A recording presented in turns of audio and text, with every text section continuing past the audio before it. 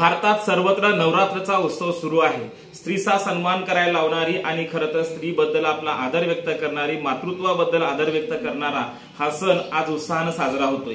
गेल्या आठवड्यामध्ये आपण पाहतोय जात पंचायतीने एका स्त्रीला खरं तर तिच्या 7 पिढ्यांवर बहिष्कार टाकला आणि दुसऱ्या आठवड्यात म्हणजे आता आपण एका स्त्रीचा सन्मान करताना नवरात्र उत्सव साजरा करत आहोत।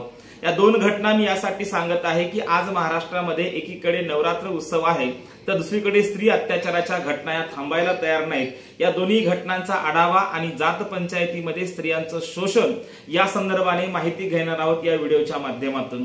नमस्कार, मी डॉक्टर नागराज मगरे, शब्दयोद्धा लाईव्ह मध्ये आपल्या सर्वांचं मनपूर्वक स्वागत। भारतातले सण उत्सव हे खरं तर इथल्या मातीशी आणि मातेशी याचा खरं तर संदर्भ आहे आणि आपण पाहतोय हा संदर्भ घेऊनच नवरात्र उत्सव आज पाहतोय मोठ्या प्रमाणात सुरू होतोय आणि या नवरात्र उत्सवाचा खऱ्या अर्थाने मातृत्वाचा सन्मान करणारा हा नवरात्र उत्सव, स्त्रीचा सन्मान करणारा हा नवरात्र उत्सव मात्र गेल्या आठवड्यामध्ये बीड जिल्ह्यातील आष्टी तालुक्यातील डोईठाण या गावामध्ये भरलेल्या जात पंचायतीच्या निर्णयानंतर खरं तर या गोष्टीला गालबोट लागते।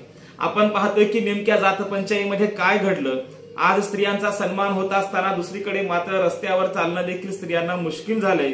एकीकडे स्त्रियांचा सन्मान करायचा आणि दुसरीकडे मात्र समाजातली अपप्रवृत्ती आपण बघत असतो। स्त्रियांचा सन्मान होत असताना स्त्री अत्याचार देखील मोठ्या प्रमाणामध्ये होत आहे आणि मग हा स्त्री अत्याचार होऊ नये म्हणून नवरात्र उत्सवाच्या निमित्तानं आपण सर्वांनी एक खुणगाठ बांधली पाहिजे।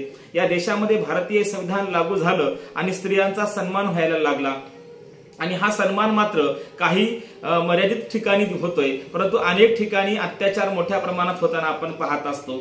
नवरात्र उत्सवाच्या निमित्तानं हा सन्मान सोहळा आणि एकीकडे ही जात पंचायत आपण जर पाहिली तर आपल्याला कुठेतरी या घटनेचा गांभीर्याने विचार करायला लावते। बीड जिल्ह्यातील आष्टी तालुक्यातील डोईठाण येथील एका डोईठाण या गावामध्ये जात पंचायत भरली आणि या जात पंचायतमध्ये मालन फुलमाळी यांच्या सासऱ्याने प्रेमविवाह केला म्हणून त्यांच्यावरती जवळपास 7 पिढ्यांवर बहिष्कार टाकल्याची बातमी समोर आलेली आहे। मालन फुलमाळी यांच्या 7 पिढ्यावर हा बहिष्कार का टाकला तर त्यांच्या सासऱ्याने प्रेमविवाह केला म्हणून त्यांच्यावर बहिष्कार टाकला। मालन फुलमाळी यांनी जातीला खरं तर झुंगारून एका लग्नाला गेल्या आणि या जात पंचायतच्या निर्णयाला झुंगारून त्या लग्नात गेल्यानंतर मालन फुलमाळी आणि त्यांच्या मुलाला भरल्या ताटावरून लोकांनी उठवून लावलं। आता हे खरं तर एका स्त्रीचा अवमान आहे जिच्या सासऱ्याने प्रेमविवाह केला म्हणून त्या महिलेच्या 7 पिढ्यांवर बहिष्कार टाकणं आणि हा निर्णय जात पंचायत जेव्हा देते तेव्हा मात्र आपण ज्या उत्साहामध्ये आज आहोत खरं तर ही लाजवणारी बाब आहे। एका स्त्रीचा सन्मान करणं हे आपल्याला नवरात्र उत्सव शिकवते। एका मातेचा सन्मान करणं हे नवरात्र उत्सव शिकवते। मातीचा आणि मातेचा सन्मान करण्याचा खरं तर हा सण उत्सव आहे परंतु याच प्रसंगी गेल्या आठवड्यामध्ये भरलेल्या या जात पंचायतीने मात्र एका स्त्रीचा अवमान केलाय आणि तिच्यावर 7 पिढ्या बहिष्कार टाकलाय। खरं तर ही घटना बीड जिल्ह्यातील आष्टी तालुक्यातली आहे परंतु ही संबंध महाराष्ट्राला नव्हे तर देशाला लाजवणारी घटना आहे। त्यानंतर आपण पाहतोय मागच्या आठवड्यामध्ये जात पंचायतची परत मीटिंग भरली, जात पंचायत भरली आणि या जात पंचायतमध्ये मालन फुलमाळी यांना आणि त्यांच्या इतर दुसऱ्या 18 कुटुंबियांना त्या जात पंचायतीमध्ये बोलवण्यात आलं। आता या जात पंचायत भरल्यानंतर मालन फुलमाळी या जात पंचायतीमध्ये गेल्या आणि त्यांचे इतर काही कुटुंबीय देखील गेले, सोबतच दुसरे 18 कुटुंब या जात पंचायतीमध्ये आले आणि त्या ठिकाणी ज्या ठिकाणी ही परिषद भरलेली होती, ज्या ठिकाणी जात पंचायत भरलेली होती 1500 लोक आणि 19 पीडित कुटुंब आणि या कुटुंबाचा न्याय निवाडा करण्यासाठी 9 पंचांची जात पंचायत। मोठं आश्चर्य आहे या जात पंचायतीमध्ये या पंचांमध्ये एकही स्त्री सदस्य नाही। म्हणजे याचा अर्थ या जात पंचायतीने खरं तर स्त्रियांचं शोषण होतंय हे आपल्या लक्षात येतं। भारतातली जात व्यवस्था, धर्मव्यवस्था या सर्वच व्यवस्थेने खरं तर पुरुष प्रधान संस्कृतीने इथल्या स्त्रियांना दाबून टाकल्याचं आपल्या लक्षात येतं। परंतु आज जेव्हा आपण पाहतोय पितृसत्ताक कुटुंब पद्धती खरं तर या अलीकडच्या काळातली आहे। या देशामध्ये मातृसत्ताक कुटुंब पद्धती होती आणि जो काही नवरात्राचा उत्सव आहे या नवरात्राच्या उत्सवामध्ये मातेचा सन्मान करण्यासाठी, मातृसत्ताक कुटुंब पद्धतीचा सन्मान करण्यासाठी हा उत्सव आहे हे आपल्याला नाकारता येत नाही। आणि मग या भारतामध्ये, या महाराष्ट्रामध्ये जेव्हा आपण या जात पंचायतचा विचार करायला लागतो तेव्हा या पंचायतीमध्ये एकही पंच सदस्य ही स्त्री नसते। आणि मग हिचा गेल्या आठवड्यामध्ये जी काही डोईठाणा तालुका आष्टी जिल्हा बीड येथे भरलेली जी काही जात पंचायत होती, या जात पंचायतीमध्ये 19 पीडित कुटुंब होती आणि 1500 लोक आले होते आणि याच्या समोर 9 पंचांनी न्याय दिला होता। आणि याच पंचायतीनं, याच पंचांच्या निर्णयानं मालन फुलमाळी यांना 2.5 लाखाचा दंड ठोठावला होता।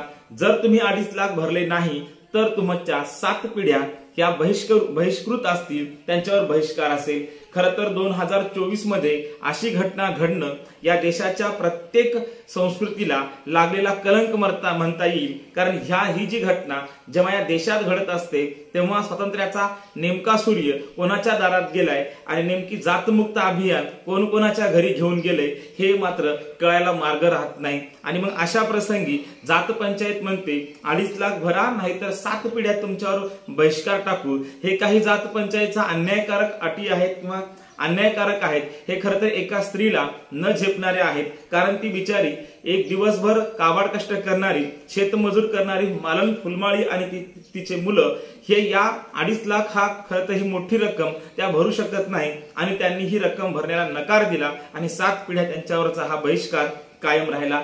आता स्त्रियांना जात पंचायत स्थान नाही, स्त्रियांचं जात पंचायत शोषण होतंय आणि एकीकडे मात्र आपण या आठवड्यामध्ये जाती पंचायतीचा तिकडं स्त्रियांचं शोषण होत असताना, स्त्रियांचं शोषण होत असताना, स्त्रीवर अत्याचार होत असताना एकीकडे मात्र आपण स्त्री सन्मानाच्या गप्पा मारतोय आणि स्त्री सन्मानाचे उत्सव साजरे करतोय।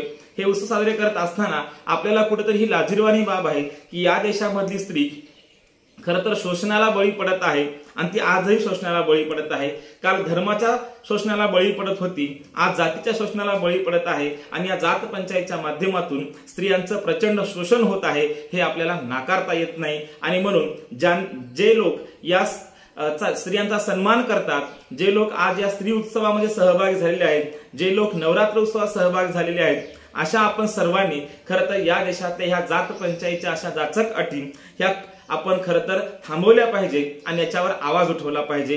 दुसरीकडे आपण पाहतोय नवरात्र उत्सव नेमका काय आहे।